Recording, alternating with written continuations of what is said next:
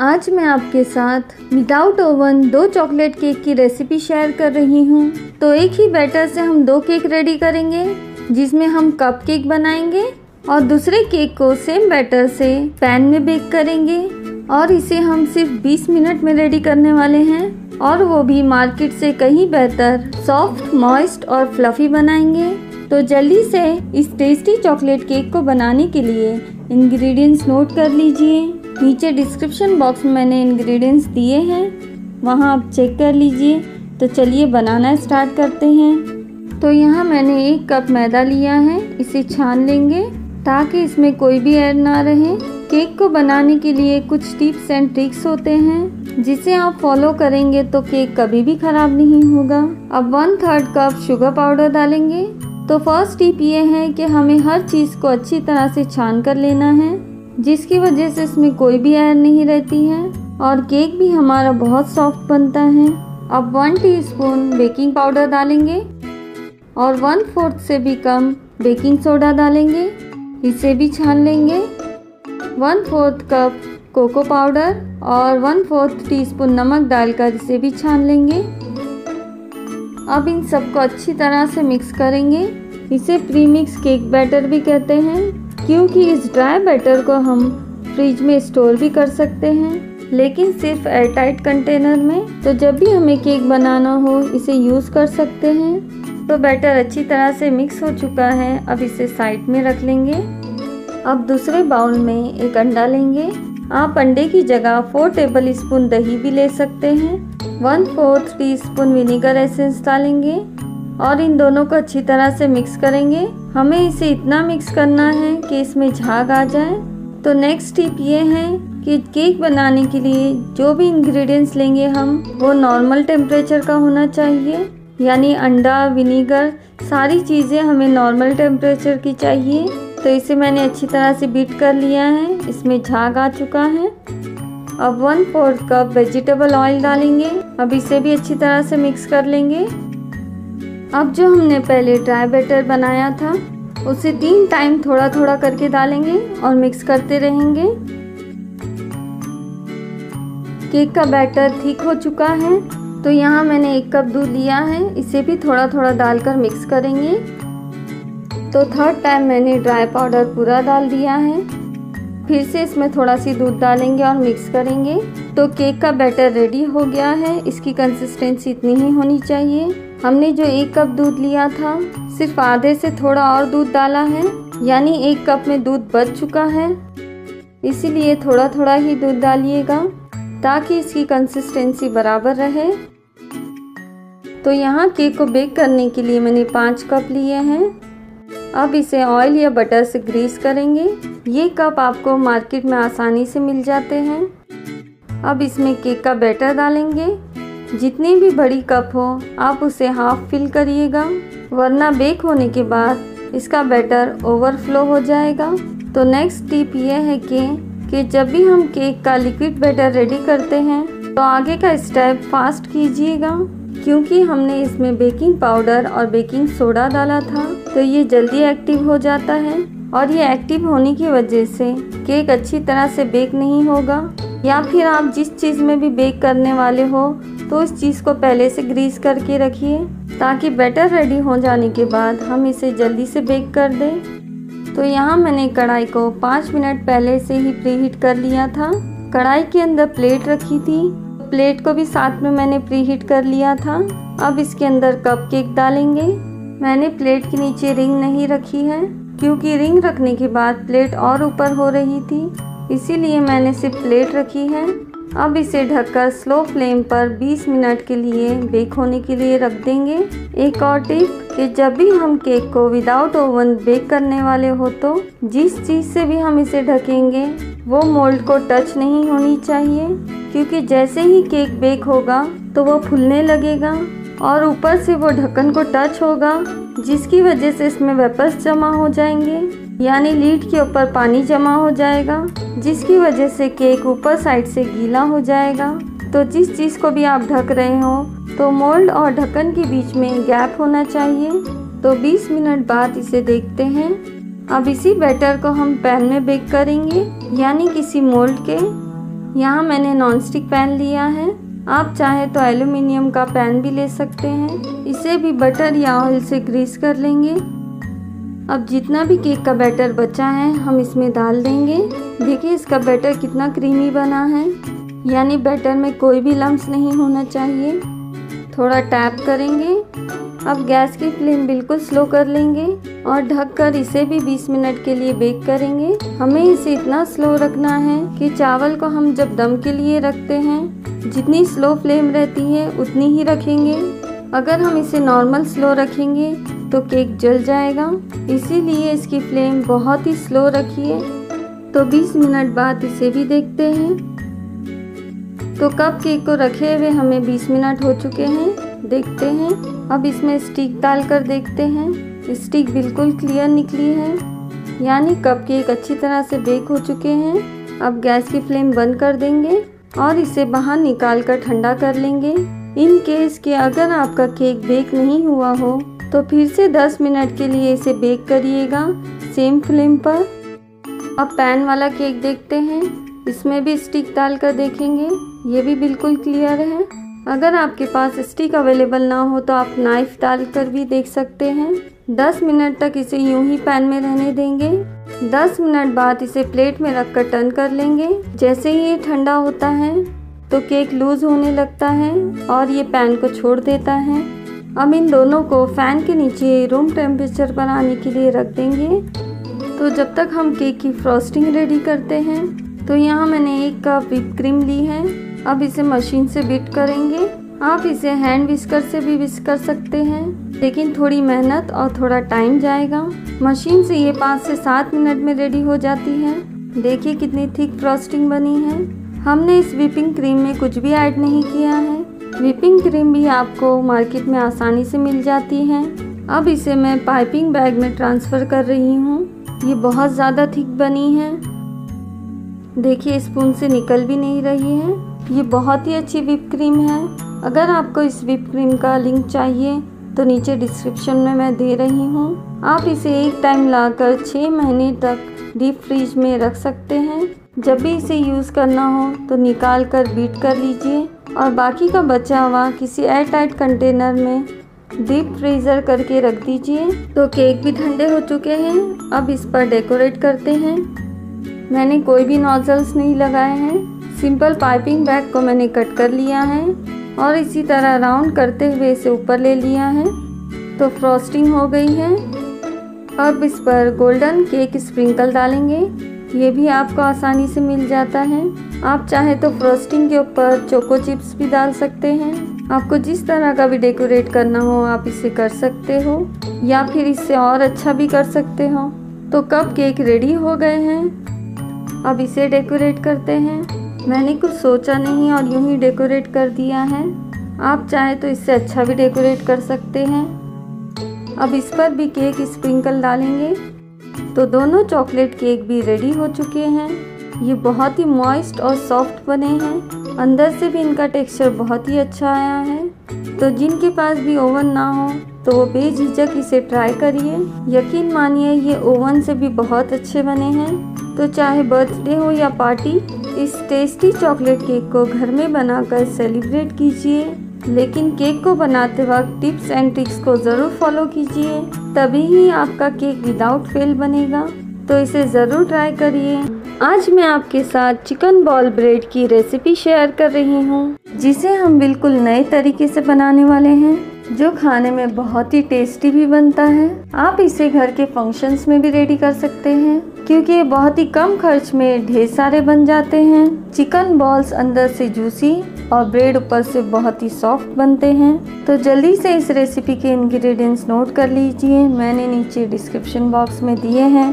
तो चलिए बनाना स्टार्ट करते हैं। तो यहाँ बॉल में हाफ कप नॉर्मल टेम्परेचर वाला दूध डालेंगे। अब इसमें 1 टीस्पून ईस्ट और 1 टीस्पून शक्कर डालकर इन दोनों को अच्छी तरह से मिक्स करेंगे।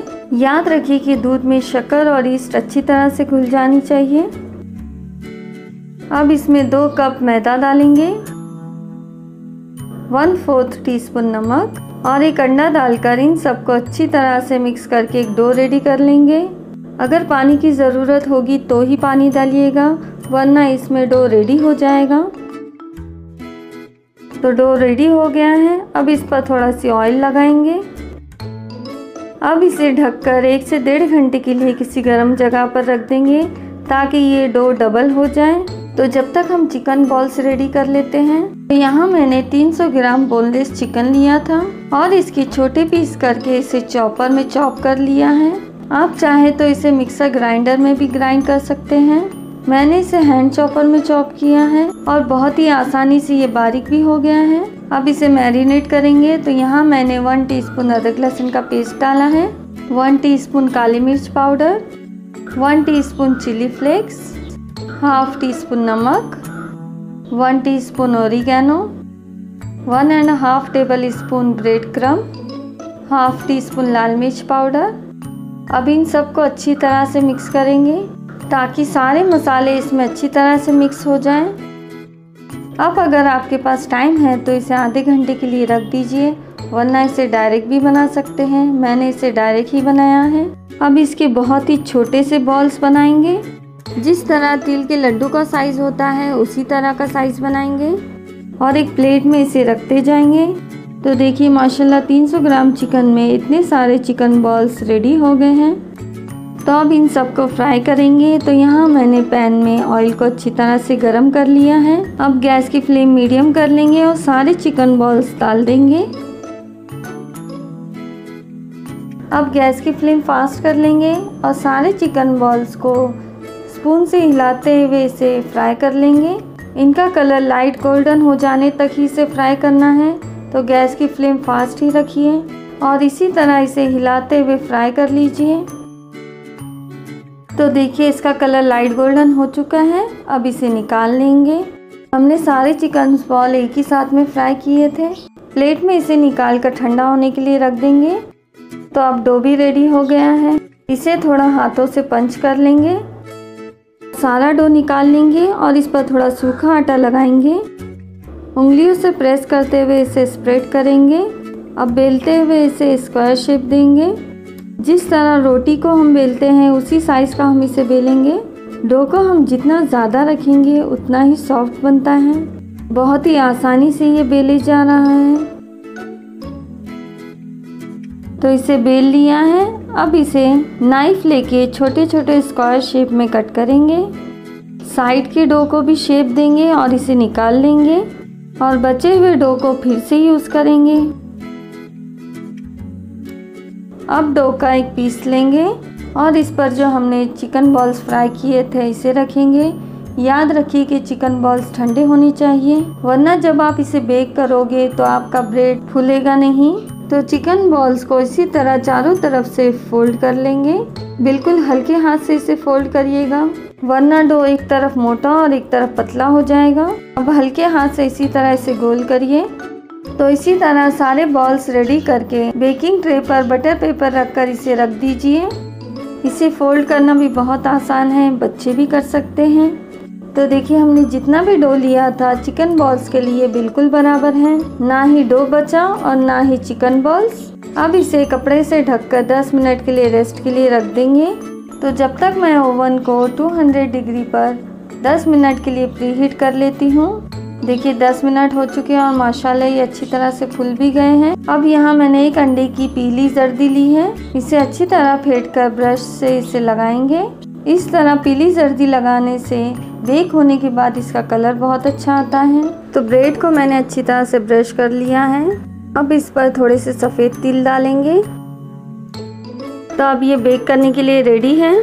तो इसे बेक करने के लिए रखेंगे। मैंने 200 डिग्री पर 30 मिनट्स के लिए इसे बेक करने के लिए रख दिया है। तो जब तक हम इसका सॉस रेडी कर लेते हैं। तो यहाँ मैंने 1 कप भर का मेयोनीज लिया है। इसमें 1/4 टीस्पून काली मिर्च पाउडर डालेंगे, 1/4 टीस्पून लाल मिर्च powder, half teaspoon chilli flakes और हाफ टी स्पून ओरिगैनो डालकर इन सबको अच्छी तरह से मिक्स कर लेंगे। तो सॉस भी रेडी हो गया है और 30 मिनट्स भी हो चुके हैं। चिकन बॉल ब्रेड बेक हो चुका है। अंडा लगाने से देखिए इसका कलर भी कितना अच्छा आया है और ब्रेड भी बहुत सॉफ्ट बने हैं। इसे तोड़कर भी देखते हैं। ब्रेड अंदर से भी बहुत सॉफ्ट है। तो इस चिकन बॉल ब्रेड को सॉस के साथ सर्व कीजिए। तो है ना बिल्कुल ये नया चिकन बॉल नई तरीके से, ये खाने में भी बहुत टेस्टी है। तो इस रेसिपी को आप ज़रूर ट्राई करिए। आज मैं आपके साथ तुर्की की रेसिपी तुर्किश मीट पाई शेयर कर रही हूँ, जिसे हम कीमा और वेजिटेबल टॉपिंग के साथ बनाएंगे। ये रेसिपी बहुत ही टेस्टी बनती है। इसका लुक और टेस्ट दोनों ही रॉयल है। अगर आप सच में खाने की शौकीन हैं तो इसे ज़रूर ट्राई करिएगा।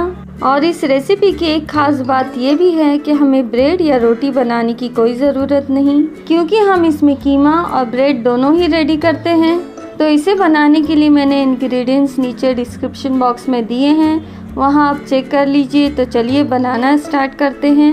तो सबसे पहले हम ब्रेड बनाने के लिए डो रेडी करते हैं। तो एक बॉल में हाफ कप लुकवार्म वाटर लेंगे, यानी गुनगुना पानी। 1 टीस्पून ईस्ट डालेंगे। बहुत से लोगों को ईस्ट के बारे में पता नहीं है, कोई इसे खमीर भी कहता है। तो इसे डालने से आटा डबल हो जाता है। हम इसे ज़्यादातर ब्रेड, पिज़्ज़ा और पाव के लिए यूज़ करते हैं। यह आपको आसानी से मार्केट में मिल भी जाता है। अब 1 टीस्पून शुगर डालेंगे। मेरे पास शुगर पाउडर है तो मैंने डाल दिया है। अगर आपके पास पाउडर नहीं है तो आप अक्खी भी शक्कर डाल सकते हैं। अब हाफ टी स्पून नमक डालकर इन सबको अच्छी तरह से मिक्स करेंगे। अगर आप अक्खी शक्कर डाल रहे हैं तो शक्कर पिघलने तक इसे मिक्स करिएगा। अब इसमें 3 कप मैदा डालेंगे और एक अंडा डालकर इसे अच्छी तरह से मिक्स कर लेंगे। अब थोड़ा थोड़ा पानी डालकर एक डो रेडी कर लेंगे। तो डो रेडी हो गया है। अब इसमें 1 टीस्पून ऑयल लगाएंगे। ऑयल लगाने से जब डो डबल हो जाता है तो ये हाथों को स्टिक नहीं होंगे। अब ढककर इसे 1.5 घंटे के लिए रेस्ट करने रख देंगे, जिससे डो डबल हो जाएगा। तो जब तक हम कीमा रेडी कर लेते हैं। तो यहाँ मैंने आधा किलो हाथ का कीमा लिया है। देखिए ये थोड़ा मोटा है, हमें इसी तरह का थोड़ा मोटा कीमा लेना है। तो अब कीमे को मैरिनेट करेंगे। इसमें 1/4 टीस्पून हल्दी पाउडर डालेंगे, 1 टीस्पून लाल मिर्च पाउडर, 3 से 4 हरी मिर्चियों को कट करके डालेंगे, 1 टेबल स्पून अदरक लहसुन का पेस्ट, 1.5 टीस्पून दरदरा पिसा हुआ धनिया पाउडर, 1 टीस्पून जीरा पाउडर, 1/4 टीस्पून गरम मसाला पाउडर, हाफ टी स्पून नमक और 1 टेबल स्पून नींबू का रस डालकर इन सबको अच्छी तरह से मिक्स कर लेंगे। अगर आप मटन नहीं खाते हैं तो आप इसमें चिकन का कीमा भी डाल सकते हैं, लेकिन चिकन का कीमा भी इसी तरह मोटा होना चाहिए। तो कीमा अच्छी तरह से मिक्स हो चुका है। अब इसे आधे घंटे के लिए मैरिनेशन के लिए रख देंगे। तो जब तक हम वेजिटेबल्स कट कर लेते हैं। तो यहाँ मैंने 2 बड़े शिमला मिर्च और 4 बड़े आलू लिए हैं। तब इसे कट कर लेंगे। तो आलू के मैंने 2 पीस कर लिए हैं। अब इसके थोड़े मोटे और लंबे पीस कर लेंगे। तो आधे आलू के मैंने 5 पीस करे हैं। तो इसी तरह सारे आलू कट कर लेंगे। अब शिमला मिर्च के भी इसी तरह लंबे पीस कट करेंगे। ऊपर और नीचे का पार्ट कट करके फेंक देंगे और इसकी बीज भी निकाल लेंगे। शिमला मिर्च के भी थोड़े मोटे पीस ही रखेंगे। सारे वेजिटेबल्स कट कर लिए हैं। अब इसे फ्राई कर लेंगे। तो ऑयल को मैंने अच्छी तरह से गर्म कर लिया है। पहले सारे आलू फ्राई कर लेंगे। गैस की फ्लेम फास्ट रखकर इसे फ्राई करेंगे जब तक कि इनका गोल्डन कलर ना आ जाए। आलू का कलर गोल्डन हो चुका है तो अब इसे निकाल लेंगे। तो सारे आलू फ्राई हो चुके हैं। अब शिमला मिर्च फ्राई करेंगे। शिमला मिर्च का हल्का कलर चेंज होने तक इसे फ्राई करना है।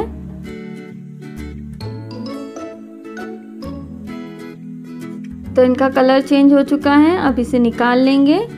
तो वेजिटेबल्स फ्राई हो चुके हैं। अब इसे साइड में रख देंगे। तो आधा घंटा हो चुका है। अब पैन में 3 टेबल स्पून ऑयल डालेंगे। अब इसमें मैरिनेशन किया हुआ कीमा डालेंगे। गैस की फ्लेम फास्ट रखकर ही कीमा डालेंगे। अब ऑयल में कीमे को अच्छी तरह से भून लेंगे। इसका पानी छूटने तक गैस की फ्लेम हम फास्ट ही रखेंगे। तो देखिए कीमे का पानी छूट चुका है। अब इसे ढककर स्लो फ्लेम पर इसका पानी सूखने तक इसे पकने देंगे। इसमें बिल्कुल भी एक्स्ट्रा पानी नहीं डालेंगे। तो देखते हैं, देखिए कीमे का पानी सूख चुका है और कीमा भी गल चुका है। तो यहाँ गैस की फ्लेम बंद कर देंगे। अब इसमें 1 कप भरकर बारीक कटा हुआ हरा धनिया डालेंगे। हरा धनिया गैस की फ्लेम बंद करके ही डालिएगा। तो कीमे के अंदर हरा धनिया अच्छी तरह से मिक्स हो चुका है। अब इसे ठंडा होने के लिए रख देंगे। अब डो की तरफ चलते हैं। तो देखिए डो भी अच्छी तरह से डबल हो चुका है। डो को अच्छी तरह से मिक्स कर लेंगे। अब इसके 2 पार्ट कर लेंगे। एक थोड़ा छोटा पार्ट लेंगे और एक थोड़ा बड़ा। तो छोटा डो रख लेंगे और बड़े डो को अच्छी तरह से गोल करके सूखा आटा लगाकर इसे बेल लेंगे। हमें इसे थोड़ा मोटा ही बेलना है। जिस तरह हम रोटी बेलते हैं हमें उसी तरह ही बेलना है। तो एक बड़ी सी रोटी बेल ली है। अब एक बेकिंग पैन लेंगे और ऑयल या बटर से इसे अच्छी तरह से ग्रीस कर लेंगे ताकि डो स्टिक ना हो। अब इस बड़ी सी रोटी को उठाएंगे और पैन के अंदर इसे अच्छी तरह से सेट कर लेंगे। इसीलिए मैंने इसे थोड़ा मोटा बेलने को कहा है, क्योंकि जब हम इसे पैन में डालते हैं तो डो के टूटने का डर रहता है। तो जिस तरह का भी हमारा बेकिंग पैन हो, हमें इसे अच्छी तरह से कवर कर लेना है, यानी इस बड़ी सी रोटी को पैन का शेप दे देना है। साइड्स और कॉर्नर को अच्छी तरह से प्रेस करेंगे। तो देखिए बिल्कुल पैन का शेप आ चुका है। अगर आपके पास इस तरह का पैन ना हो तो आप किसी एल्युमिनियम का चौड़ा टोप भी ले सकते हैं। इसी तरह टोप को ऑयल से ग्रीस करके रोटी डालिएगा। तो डो बेकिंग पैन में अच्छी तरह से सेट हो चुका है। अब एक नाइफ से इसे कॉर्नर पे कट करते जाएंगे, यानी हमें इसका एक्स्ट्रा डो निकाल लेना है। तो गोल शेप में इसी तरह कट करते हुए जाएंगे। अब जो एक्स्ट्रा डो हमने कट किया था उसे निकाल लेंगे और पहले डो में इसे मिक्स कर देंगे। तो डो को इसी तरह पैन पर अच्छी तरह से चिपका देंगे। अब हमने जो कीमा तैयार किया था इसे पूरा डाल देंगे। याद रखिए कि कीमा ठंडा होना चाहिए। अब कीमे को सब साइड से स्प्रेड कर लेंगे। अब हमने जो आलू और शिमला मिर्च फ्राई की थी इसे रखेंगे। एक शिमला मिर्च और एक आलू इसी तरह इसे गोल राउंड में रखते जाएंगे। सेंटर में भी इसी तरह रखेंगे। यहाँ मैंने विदाउट ऑयल वाले वेजिटेबल पिकल लिए हैं, जिसे हम शॉर्मा या बारबेक्यू में भी इस्तेमाल करते हैं। सेंटर में कुछ हैलोपेनो पिकल रखेंगे। ये हैलोपेनो भी तीखे नहीं होते हैं। अगर आपको इस वीडियो का लिंक चाहिए तो वीडियो के एंड में मैं दे रही हूँ, जिसे आप बनाकर घर में आसानी से 6 महीने तक यूज़ कर सकते हैं। आप इसे ऐसे ही सैलेड के साथ भी खा सकते हैं और बहुत ही कम खर्च में ये रेडी भी हो जाता है। जो लोग पिज़्ज़ा या शॉर्मा घर में बनाते हैं तो इस पिकल को ज़रूर बना कर रखिएगा। तो सारी चीज़ें डाल दी हैं। अब इस पर थोड़ा सी नमक और काली मिर्च छिड़केंगे, क्योंकि हमने आलू और शिमला मिर्च में कुछ भी नहीं डाला था, इसी वजह से ये थोड़े फीके लगेंगे। तो इस तरह से नमक और काली मिर्च छिड़कने से ये थोड़े टेस्टी हो जाएंगे।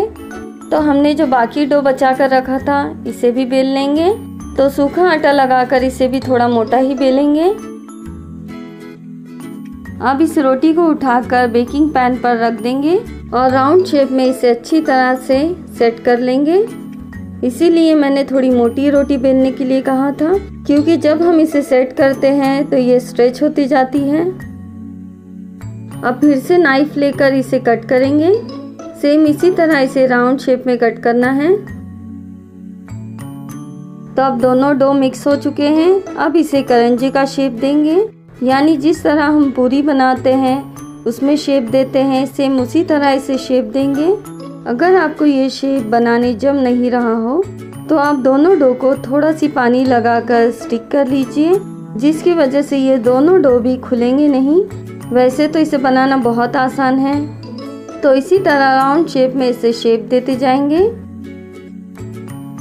अब हमने जो येलो एग रखा था इसे ब्रश से स्प्रेड करेंगे। इस तरह अंडा लगाने से ये सॉफ्ट भी रहते हैं और इसमें शाइन और कलर भी आ जाता है। तो सब साइड से इसे अच्छी तरह से ब्रश कर लेंगे। अब इस पर थोड़े से सफ़ेद तिल डालेंगे। तो अब ये बेक करने के लिए रेडी है। तो ओवन को मैंने 200 डिग्री पर 10 मिनट्स के लिए प्रीहीट कर लिया था। अब 200 डिग्री पर 30 मिनट्स के लिए इसे बेक करने के लिए रख देंगे। आप चाहे तो इसे विदाउट ओवन भी बेक कर सकते हैं।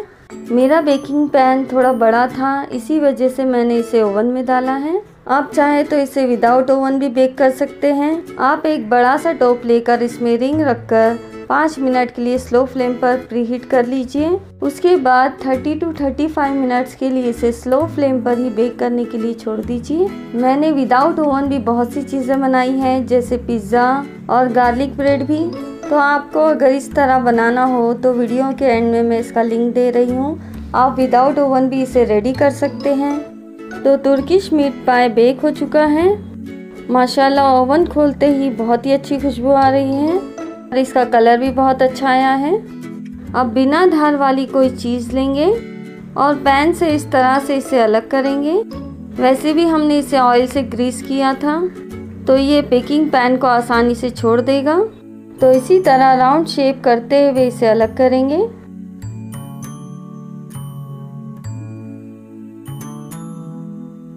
अब बेकिंग पैन को हटाएंगे। मेरा इस तरह का बेकिंग पैन है, अगर आप किसी और चीज़ में भी बेक कर रहे हैं तो वो भी आसानी से निकल ही जाएगा। तो माशाल्लाह ये अच्छी तरह से बेक हो चुका है। अब नाइफ लेके इसे आधा कट करेंगे।